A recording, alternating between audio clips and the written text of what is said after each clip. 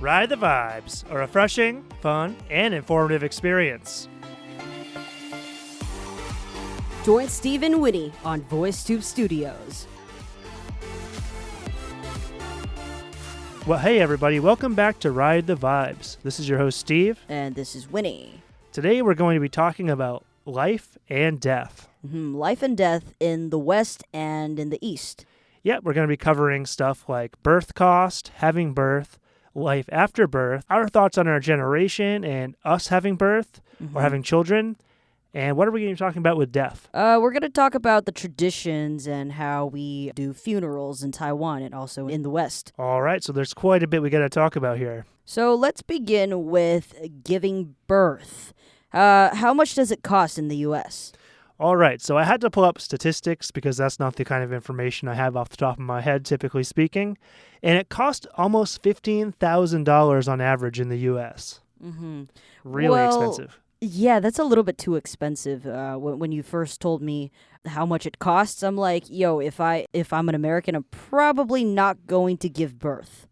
Yeah, and the worst part is that basically doesn't change whether you have insurance or not. So even if you have insurance, it's about the same price. You might as well not get the insurance, right? Right. Well, in Taiwan, it's a lot cheaper. I think you can spend about $200,000 NTD. That's the cheaper price. But the more expensive price is about $470,000. You would spend the most of your money on the postpartum care center. All right, now we might want to explain what that is because for me, coming to Taiwan, I've never had a kid, first of all, but this whole postpartum care thing was completely new to me. Well, according to Chinese medicine, after when you give birth, your body is going to be very weak. So you're going to need about a month or two to sort of rest and eat lots of healthy and nutritious food to help your body recover. All right, and where do people do that? Would they typically go home or do they stay in the hospital? I think it depends. If you come from a richer family, well, you would definitely go to a postpartum care center. And for the older generation, I think they normally just go home. Usually their parents would help or their grandparents would help. Okay, and from what I can tell, from my experience with some of my friends having babies here, is that these places can be pretty prestigious, and sometimes they're chosen based on the reputation or the name of where they're going to give you this postpartum care. Based on the reputation and how much money a person can spend. And sometimes it has something to do with the facilities in the center. Okay, yeah, because I remember my friend had a baby here, and his wife stayed there for 1 month after, and they had nurses that would feed the babies and take care of the babies all day while she basically just relaxed and recovered. Well, there are other postpartum services where you can stay at home and people will deliver meals to your house and people would come to your place to take care of your children. Okay, so it's a little bit different in Taiwan compared to the USA. Where Do you have postpartum care? I think some people do, but it's definitely not something that everyone does. And I think there's sort of a stigma in the West where they feel like mothers and women feel like they kind of have to go back to work, have to remain strong, and sort of return back to their careers. Certainly some women will take many weeks off of work, but the U.S. is not known for having great services after you give birth. So a lot of women kind of have to go back to work within a few weeks of giving birth. Well, I think in Taiwan, in the old times, in the older generation, most of the people, because we are a very big agricultural country, right? So a lot of the women, after they give birth, they got to get back to work because they got to get back to the farming, their daily work and their daily job and stuff. But for now, I think you have 56 work days of maternity leave. That's roughly about 8 weeks, and it's paid. But if it's parental leave, you get 6 months off, and it's partially paid. Okay, so 6 months off is actually quite a long time. It is quite a long time. You can actually spend more time with your children. I think for dads, you can also take a parental leave if you want. Yeah, that's good. I think that's something that's often overlooked. They think, oh, you're the dad, you can just go back to work after you have the baby while mom just stays home. But I think that dads deserve to have a little bit of vacation. Oh, no, I shouldn't call it vacation. A a little bit of time off to spend with their newborn child and their wife as well. Yeah, because I think a lot of the times we only think about how moms should be taking care of the child or of the children, or how they should spend more time with the children. But it's also quite important for dads to sort of build a stronger bond with between the child, right? Yeah, and I think it's just something that helps mental health. It's not necessarily something the baby will remember, but I think for the parents it's really special. And I think that having this idea erased, that fathers should just go back to work and shouldn't really be in a motherly role, it's really old-fashioned. And I think when we erase that, it's going to improve mental health. It's going to allow the parents to connect better. And it's just going to make for a stronger family bond.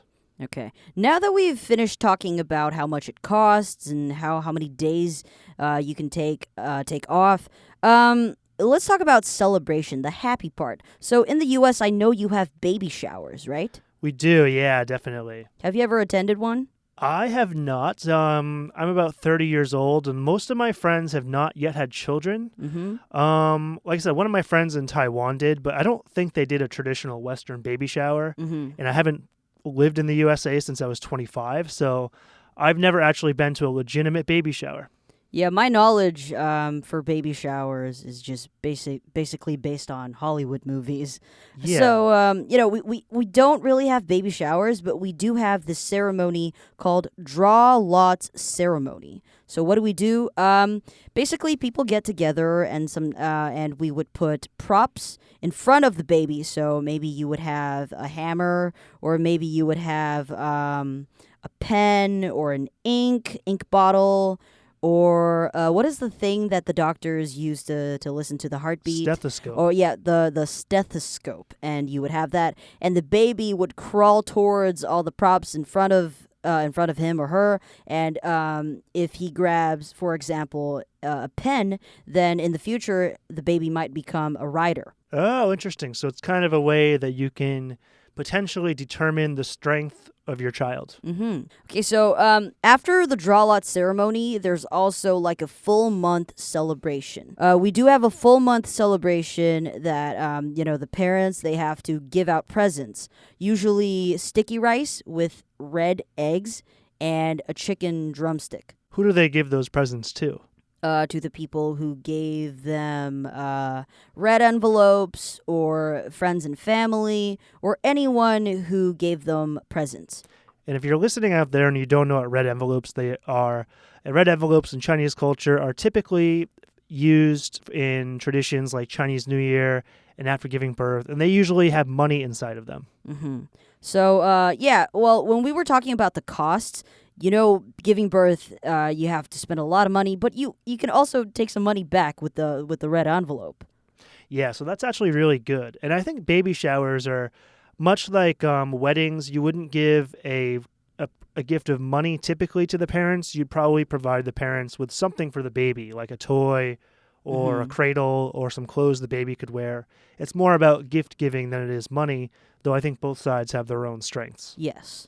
Well, neither of us have ever had babies, so maybe we can take a couple minutes and just talk about our thoughts on having babies ourselves and maybe the reasons why we haven't had any children. So, Winnie, do you want to start with this one? All right, I can start with this one. So the reason why I haven't had a baby, or how I might not have a baby in the future, is that basically, because usually I'm into girls, right? And it's impossible for two girls to have a baby, but if my partner in the future, she wants to have a baby, I would be okay with adopting one. Okay, is that something that you really want to do, or is that just a maybe type of thing? No, I always thought, I think if I were a parent, I would be a very, very good parent.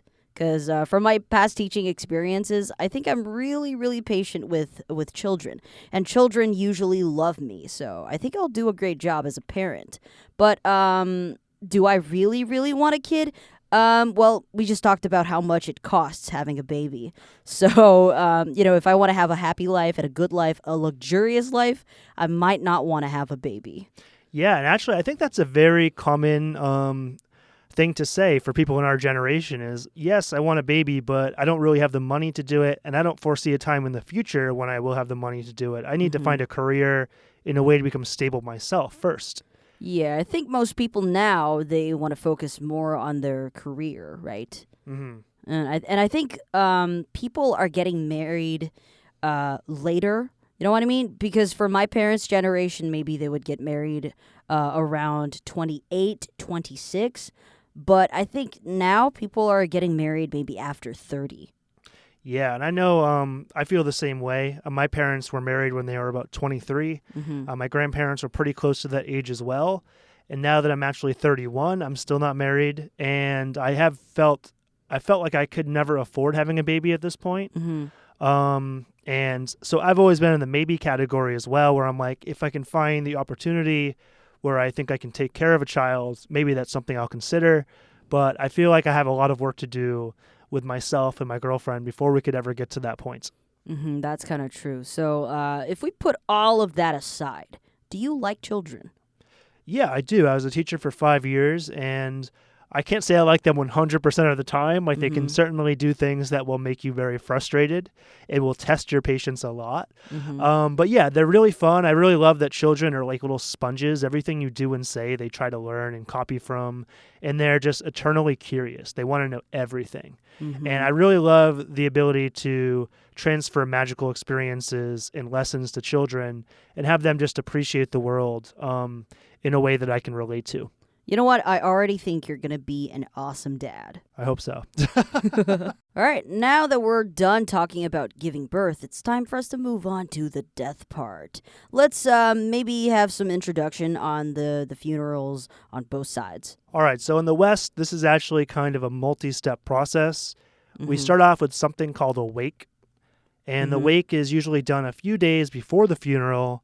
And usually they'll open the casket so you can see the body of the deceased or dead member. Mm-hmm. And you can see the body one last time. You can grieve or cry with your family. And it's just kind of one last chance to have a gathering with your family with the deceased there in the open. Mm-hmm. Does Taiwan have something like that? Yeah, I think we do, but it's way more complicated.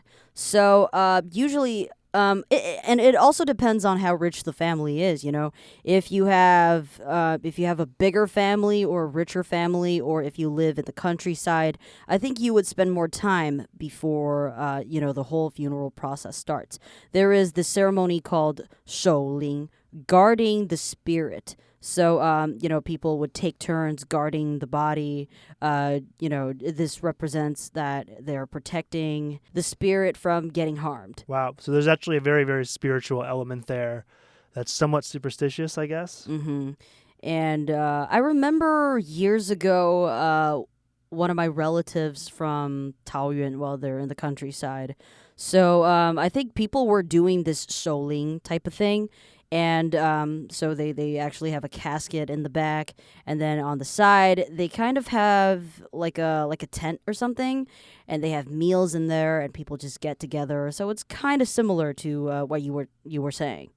Oh, okay, yeah, but sometimes in Taiwan I see that type of thing right in the streets. Mm-hmm. Yeah, that happens in the street, and there is this thing that if you walk past it, or if you're just driving by, your parents or people might tell you to not look at that direction. Yeah, I was told that same exact thing. Mm-hmm. Well, I never understand why when I was younger, and I think for my parents, they kind of just they refuse to tell me why, so they're just like scaring me. They never explain why, so I'm like, okay, don't look at that, because if I look at that, I may get messed up or something. Bad luck might happen. Bad or luck. Like that. Yeah. Okay. All right, well, moving on, then after you have the wake, you have the actual funeral ceremony. Mm-hmm. This will take place inside either a funeral hall, or if you're a religious family, like maybe a Catholic family like mine, it might take place inside a church. Mm-hmm. And there might even be some crazier places where they happen nowadays with more modern families. I'm not sure. But in this time period, it's a time where you don't see the body. Mm-hmm. Typically, there will be a priest, and you will have people come up and give what's called a eulogy, where people in the family can go up and tell a story about the person who had died. And basically, talk about the good parts of that person's life. We do have the eulogy part, but sometimes it's not really from like a family member. It could be someone prestigious. It could be a legislator. You know what I mean? Like a 立法委员, or it could be a 里长, like a village chief, or like a mayor. Okay, yeah. So in the West, anyone can go up there and say a eulogy. Like I think I even did it for my grandfather's funeral when I was a teenager. Mine was pretty short. It might have only been like 30 seconds. But if you feel the courage and you want to do it, you certainly can. Yeah, I think in Taiwan, you can if you want to, but mostly it's just someone prestigious representing the family or something. So it's a little bit more formal. It's more formal. And I think something interesting that you might want to know is that because Taiwan is a very traditional-based country, we have lots of culture from, ancient times and also religious culture. So sometimes even Christian funerals, we would have some traditions from, let's say, Taoism. Yeah, okay. Yeah, that's really cool, actually. So it's kind of a meshing of different religions, maybe like Taoism, Buddhism, and Christianity all together. Yeah, for example, my uncle had recently passed away, and we had a funeral.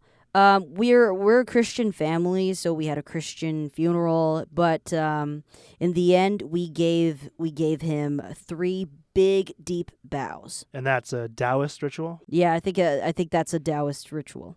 Okay, that's pretty interesting. So moving on to the burying ceremony, typically that won't happen on the same day. They don't bury the body or the ashes, depends how they want to go out, but they won't bury the ashes or the body the same day as the funeral. Usually this is done a few days to a week after, and they'll have people called pallbearers that are dressed in suits, and they will carry the coffin with the dead body to the cemetery where they will put it in the ground. Yeah, I think it's the same. In Taiwan, I think we call it 礼仪师, funeral directors. And usually I think we have more cremation than sort of burial ceremony. Is that how you call it? Yeah, so cremating the body basically just means that you burn the body and turn it into ashes rather than having the whole body put underground. Yeah, and after that, we would keep the ashes in a tower or in a building, usually in the mountains or by the sea, because that represents good luck.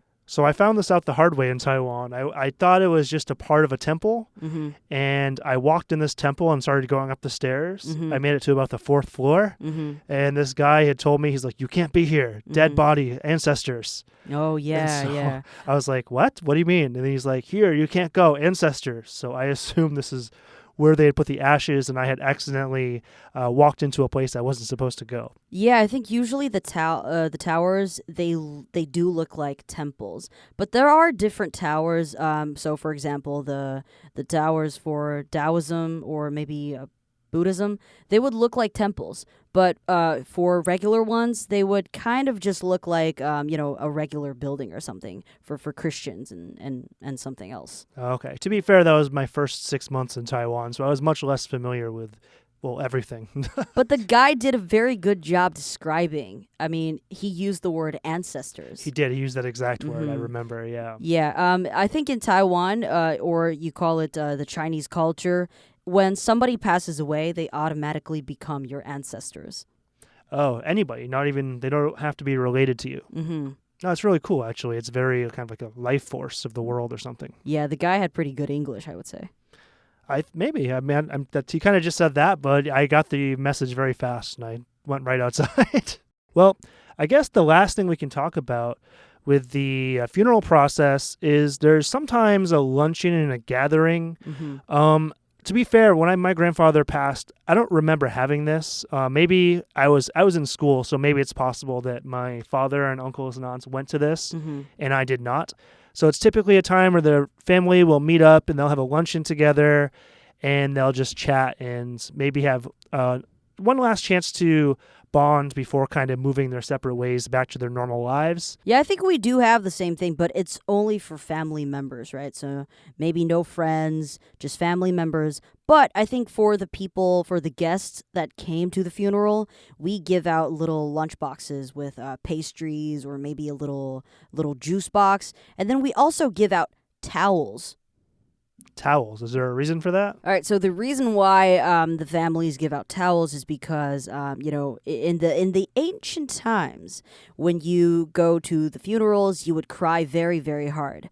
So you would have handkerchiefs or towels for you to wipe away your tears. Okay, so there is a little bit of cultural reference there. Mm-hmm. And speaking of crying, do you know that we have actually crying ladies for funerals? Like, you can hire them and they get paid. So you told me this part, and actually I'm really glad you brought it up because I think this is really interesting. So you should tell the listeners about this. Yeah, so the crying ladies in Chinese, you call it 孝女. So they basically cry very, very hard, and you got to pay them, right, because they're hired.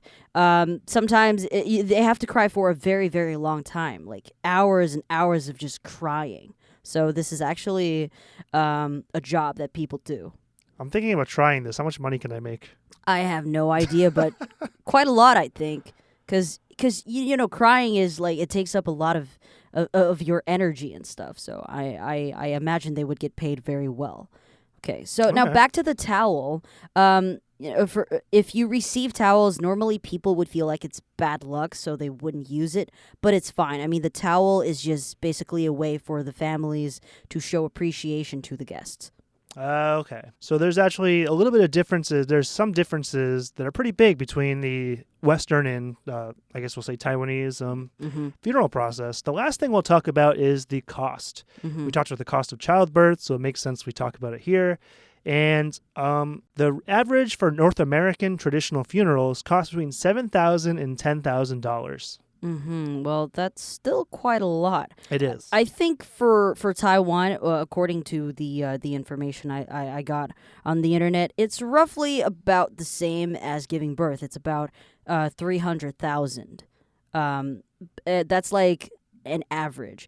But it really depends on how many different traditions you want to sort of include in your funeral. So, for example, we do have this other tradition where you fold origami or origami crane. And it actually has a meaning in the back because in Taiwan we say 驾鹤归西. Do you know what that means? It sounds like turtle or something. So 鹤 is actually crane, right? So when people die, they ride the cranes to the west. So I think in Western culture we say heaven, right? But in Chinese culture we say the west. So the west is heaven. Yeah, the west basically means heaven. Is there a reason for that?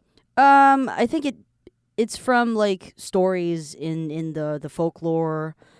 So basically, for example, do you know Sun Wukong? You know, the monkey, the magical monkey? Yeah, the story. I know the English story is called Sayuki Journey West. Very famous Journey old to the Chinese West. story. Yeah, so it has something to do with the stories from ancient times. Okay, pretty interesting. But I think that going back to the cost, in the West anyway, I think that this is a much easier cost than for birth because the whole family can kind of chip in some money to make sure the funeral goes well, rather than a couple basically paying for everything. Yeah, that's definitely true. And in Taiwanese tradition, or let's say Chinese tradition, so as I mentioned earlier, in weddings and in giving births, we give out red envelopes, right? But during funerals, we give out white envelopes. And these white envelopes also have money in them? Yes, they do. So you will take some money back. So I think it sort of balance it out. Interesting. So there's a lot of envelopes in Chinese culture. Definitely. All right, guys. Well, I think that's going to do it for today. If you're like me, you definitely learned a lot. I learned a lot about the Taiwanese side of things that I didn't really know before. So, Winnie, thanks for sharing all of that information. Well, actually, I learned a lot myself today because, I know these traditions, but normally they just happen in my life, and you wouldn't really look behind and see the meaning behind it. Yeah, that was the same way I felt in the West. Someone who has not had a baby and someone who's only experienced, I think, 2 funerals. It's not something I have thought about a ton. So I had to do a little bit of research as well. That's why we love doing these podcasts because as you guys are learning, we're also learning. Yep. So guys, we'll see you guys next time for our 6th episode. All right. See you next time. Peace. Peace. Thanks for listening to Ride the Vibes. We're happy you enjoyed the show. We want to take our conversations around the world to reach more listeners. It would be totally awesome if you could like, share, and subscribe. Please turn on the notification bell so you won't miss a single episode. And definitely get in contact with us if you have anything you want us to talk about in the future. See you next time, and once again, thanks for listening.